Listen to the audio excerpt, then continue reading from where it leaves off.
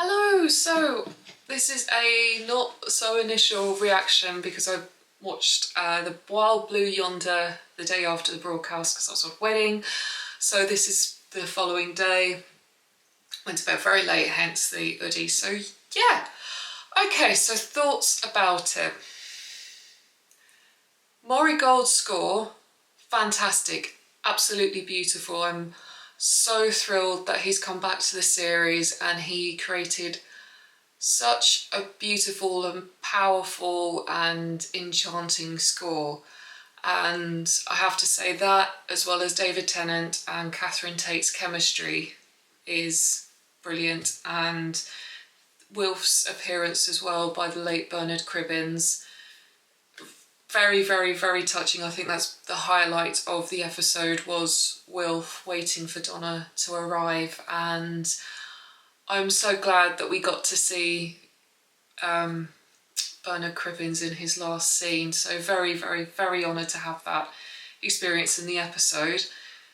Episode itself, okay.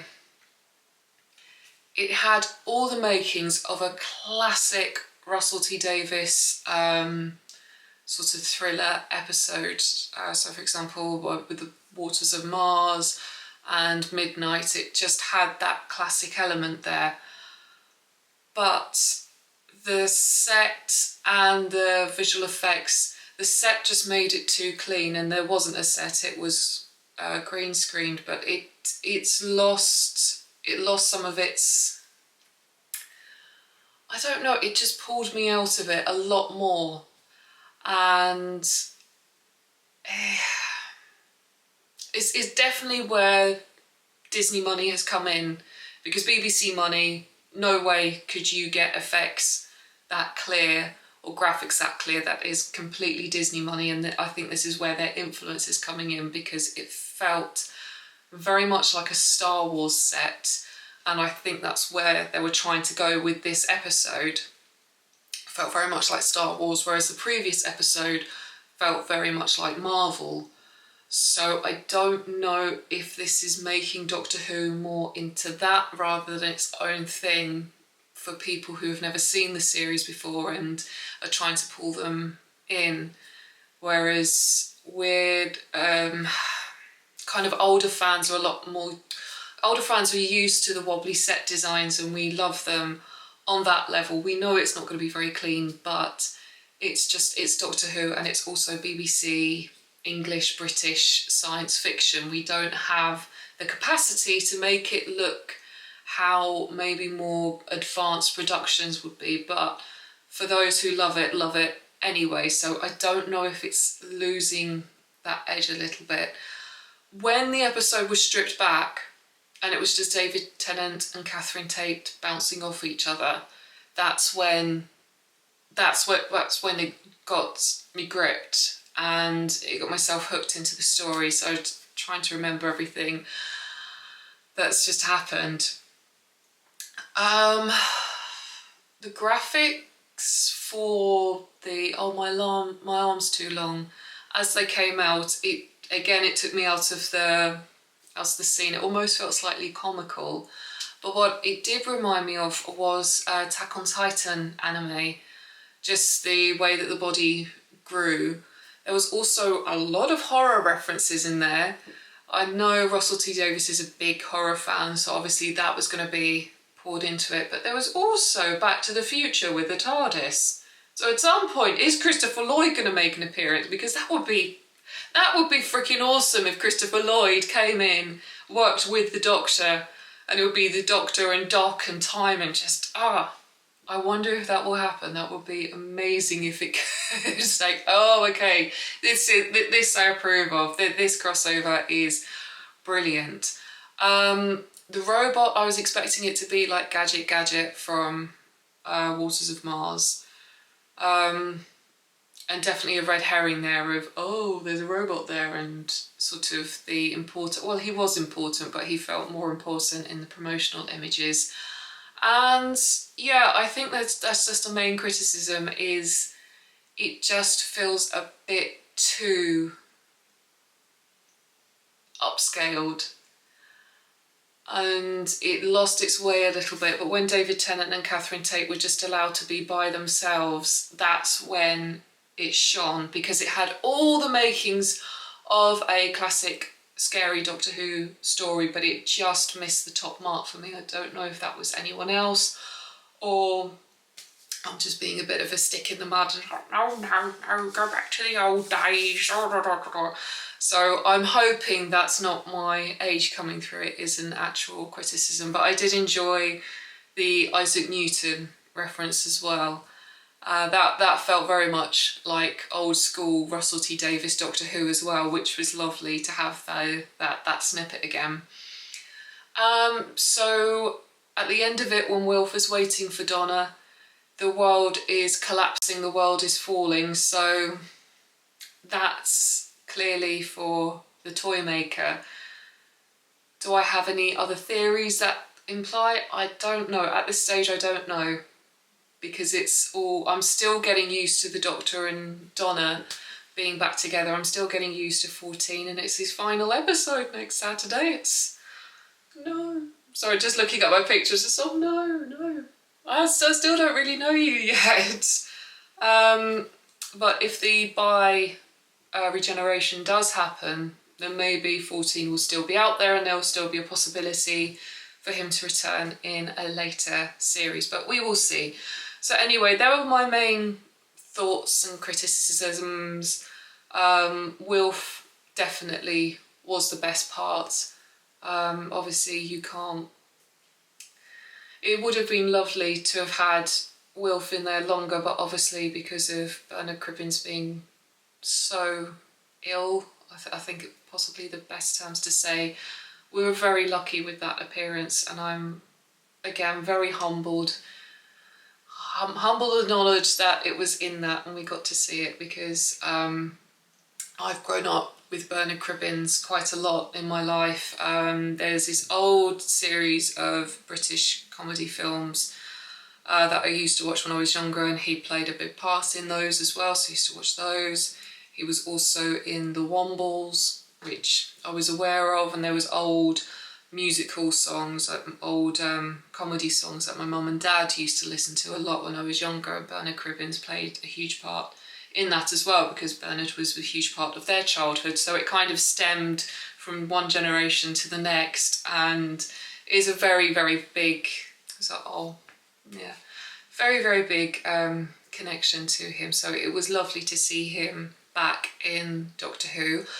What am I looking forward to for next week? I'm looking forward to finally meeting the toy maker. I thought there would have been a little bit more of a Moriarty sort of, oh, he's there, but we did get that a little bit where it was, oh, okay, I feel something bigger. Oh yes, the Timeless Child has been referenced, da da da.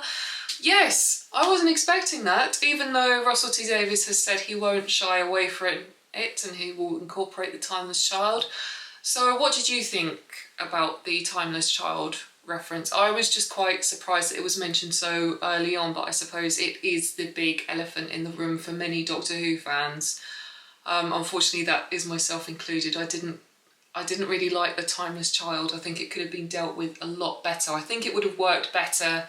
Sorry, my hair's gone a bit crazy through the weather and stuff, but I think it could have been better if it had been the Master who was the Timeless Child. And it could have worked as more of a psychological factor for him, saying, you know, those moments where you lost it, and then referencing, old moments when the Doctor did become too big for their boots. So for example, with the Waters of Mars, when the Doctor professes that they are the Lord of Time, time has no, and that could have been the Master just drip dropping the, oh well, that's me. You think you're so better than me, but really you're not, because you came from me, you were born from me. And I think that would have worked so much better, particularly as well, it would have been the Master race, but the Master race doesn't work like that sort of thing. And the Doctor, you know, is, oh gosh, right, I am this bad person. And then Ruth's Doctor could have stepped in at that point and said no, because this is what you have achieved. And it could have been a good metaphor for how depression works. So when you have those depressive thoughts of you're this, you're that, you're there. And then from the tunnel, wherever that tunnel is, and you see that light, that would be, you know, you're not this thing that your mental health is saying. And that could have been such a good metaphor for mental health and for the struggles of it and bits and pieces, but that's going back. Jodie Whittaker, that's a completely different doctor entirely. So it is interesting that they're still using it. I would have liked to have seen more answers for the Time War, but obviously Stephen Moffat sort of changed that law, so you can't really go back, and obviously we're moving forward with this doctor not going back, so I do have to keep that in mind, that a lot of the questions that I have from the Time War may never be answered, but that's fine. Excuse me, so we're going to have different stories. But anyway, that's what also I wanted to mention, that I'm very, very surprised it was mentioned so early on, referenced so early. But yeah, what did you think of the Wild Blue Yonder? Did you like it? Did you feel meh? Will it take another watch for you to sink in? Or did you just not enjoy it at all? In which case, please let me know, because I would be very, very interested to read them. I do plan on re-watching them again and taking down proper notes and not doing an initial reaction of, oh my gosh. And it would be interesting to see how my opinions have changed when I've watched them all in a big bulk and I've actually taken down proper notes and noted everything, not just go, oh, okay. But so far, these 2 episodes haven't left me completely spellbound, but that could be initial reaction. It could also be clinging on to the past too much, and obviously we have a new doctor. Although the showrunner has come from a previous series, it is a new showrunner, new time, new production, etc. So yeah, I'm eager to find out how the Toymaker fits into it, what he plans to do with the Doctor, and then how the Doctor regenerates into 15, or whether it will be a bi-regeneration and the Doctor Donna flee and go and have adventures with the stars, and 15 carries on looking after the Earth. I get the feeling that Donna will stay with the Doctor this time, unless Russell T Davies brings Donna's story to a complete close. I don't know, but I get the feeling that would happen. She kind of hinted at, so, oh, he's lovely, he's nice. It wasn't a overflowing of, oh yep, no, he's my soulmate, etc. And I think Will kind of hinted a little bit of that during the End of Time Part 1, where we see Sean loading up the car. But anyway, yeah, so if there are predictions, and I will end this rambling, but if there are predictions, then I do think that either Donna, if the bi-regeneration is an actual thing, then I think Donna will go with 14 and 15 will stay here and look after the Earth, and I don't know if she would go back to her family. I don't know, that's just the feeling I get, that she might go and travel with the Doctor, keep him company. But anyway, as well, if you have any more predictions, if you have any information on the Toymaker that you think, oh, okay, that might be quite relevant, please let me know, because I'm an awful Whovian and I've seen very, very, very, very little of the original series, so I would be very much appreciated for any hints and tips and just general comments on what you think. So anyway, thank you so much for checking out the initial reaction, or in this case not so initial, and thank you for listening to me ramble. And if you enjoy what I do and would like to know more, then please hit that subscribe button, like and share this video so we can build up the community. And for more Doctor Who quizzes, Disney references, Disney trivia, then please follow me on TikTok and Instagram. So anyway, thank you so much. I hope you enjoyed it, and we've got one more episode left until 15 comes along. So yeah, please let me know what you think. I'd be very, very, very interested to learn what the wider community thinks. So anyway, enjoy the rest of your day, and I will speak to you very, very soon. Bye.